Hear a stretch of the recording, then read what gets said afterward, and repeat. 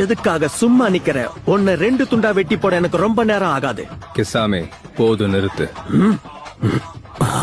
இவன் கூட மோதணும்னு நினைச்சா பின் விளைவுகள் ரொம்ப மோசமா இருக்கும்.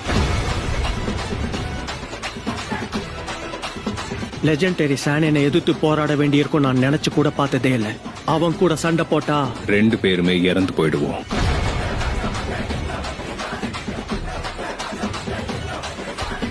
கொஞ்சம் ஜாக்கிரதையாவே இருங்க.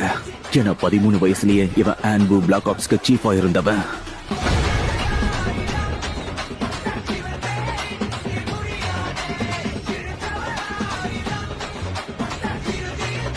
பந்தயத்துக்கு நாங்க வரலாமா?